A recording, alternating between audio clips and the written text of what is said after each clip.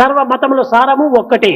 सभी धार्मिक मतों का सार एक ही है, కానీ ఈ సత్యాన్ని అందరూ గుర్తించుకోలేకపోతున్నారు. लेकिन इस सत्य की अनुभूति सभी नहीं करते. నా మతము నీ మతము అనేటువంటిది ప్రత్యేకంగా పెట్టుకొని ఒకరికొకరు వాదోపవాదం చేసుకుంటున్నారు. मेरा धर्म अलग है और तुम्हारा धर्म अलग है, ये मानकर हम तर्क और विवाद करते रहते हैं.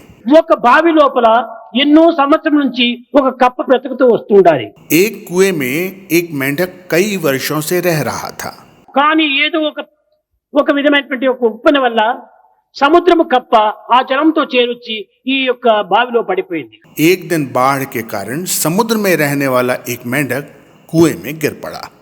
కానీ ఈ సముద్రపు కప్ప ఈ బావిలో చూచి ఏమనుకుంటుండాలి, మరి ఇంతకాలం నేను బ్రతుకుతున్నటువంటి అనంతమైనటువంటి బావి, समुद्र में रहने वाले मेंढक में ये भाव उठने लगा कि जिस समुद्र में मैं रहता था वह विशाल और अनंत था, ఇది ఏదో చిన్న బావిగా ఉంటుండాలి किंतु ये कुआं तो इतना सकरा और छोटा है. అనుకుంటుండాలి. वो इस तरह की भावना रख रहा था.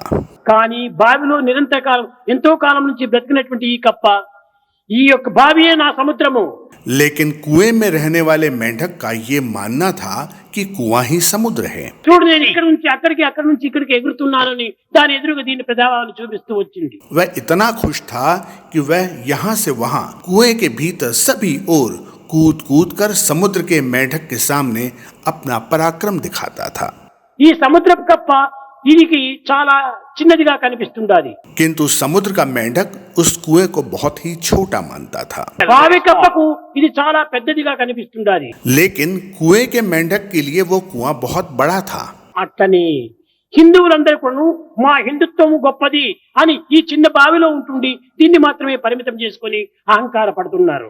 इसी तरह से हिंदू लोग हमारा हिंदुत्व महान है ऐसा करके छोटे कुएं में रहने वाले मेंढक की तरह अपने आप को सीमित करके अहंकार करते हैं. క్రిస్టియన్స్ అంతా కూడా ఒక బావిలో ఉంటుండి ఈ బావియే మా యొక్క ప్రధానమైనటువంటి యొక్క ఇదే చాలా విశాలమైనదని వాడు విశ్వసించుకుంటూ దాన్నే ఒక పెద్దదిగా భావిస్తూ వస్తున్నారు. इसी तरह क्रिश्चियन भी क्रिश्चियनिटी के कुएं को बहुत बड़ा समझते हैं और स्वयं गौरवान्वित होते हैं. ఈ ముస్లింలంతా కూడా ఒక చిన్న బావిలో ఉంటుండి వారు దానినే గొప్పదిగా భావిస్తూ వస్తున్నారు. मुस्लिम भी इसी तरह एक छोटे कुएं में रहते हुए अपने मार्ग को और अपने धर्म को सही मानते हैं. జురాస్ట్రియన్లంతా కూడా వారు కూడా ఈ యొక్క చిన్న బావిలో ఉంటుండి దాన్నే గొప్పదిగా భావిస్తూ వస్తున్నారు. इसी तरह जोराष्ट्रियन भी अपने धर्म के कुएं में रहते हैं और उसे बड़ा समझते हैं. సిక్కులందరూ కూడా ఒక బావిలో ఉంటుండి ఇదే గొప్పదిగా భావించుకుంటున్నారు. सिख भी अपने कुएं को महान मानते हैं. అట్లనే జైన మతం వారు కానీ బుద్ధ మతం వారు కానీ అందరూ ఒక చిన్న చిన్న బావిలో ఉన్నటువంటి కప్పల వంటి వారే.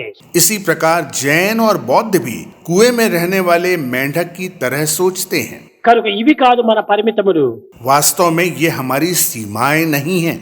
అనంతమైనటువంటి ఒక శక్తియే మన పరిమితము. वो अनंत शक्ति और उसकी विशालता ही सच्ची सीमा है. ఈ చిన్న చిన్న బావిల్లో ఉండినంత మాత్రమే చాలదు. एक छोटे से कुएं में रहने के समान अपने जीवन को व्यतीत करना पर्याप्त नहीं है. దీనికి ఒక భారతదేశంలో ఒక చిన్న కథ ఉంటుండాలి. भारत में इसे समझने के लिए एक छोटी सी कहानी है. 5 మంది గుడ్డి వారిని తీసుకొని వచ్చాడు ఒక వ్యక్తి.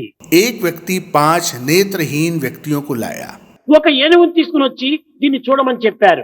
और वो चाहता था कि ये 5 नेत्रहीन व्यक्ति एक हाथी को स्पर्श कर अपना अनुभव करें. ఒకడు ఏనుగు కాళ్ళంతా చక్కగా తరుముతూ వచ్చాడు. एक ने हाथी के पैर को छुआ.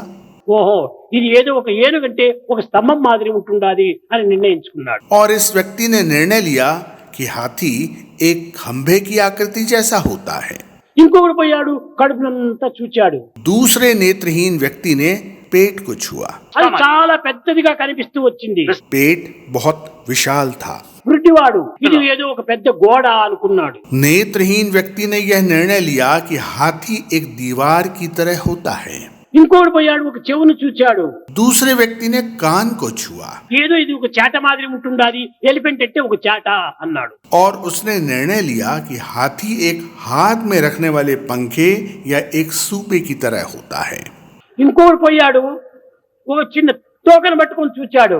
अगले व्यक्ति ने पूंछ को छुआ ఓ ఇదేదో పాము మాదిరి ఉంటున్నది, ఇదేనా ఎలిఫెంట్ అనుకున్నాడు. और उसने सोचा कि हाथी एक सांप की तरह होता है। ఆ గుడ్డివారు ఒక్కొక్క భాగమును చూచినటువంటిది నిజమే.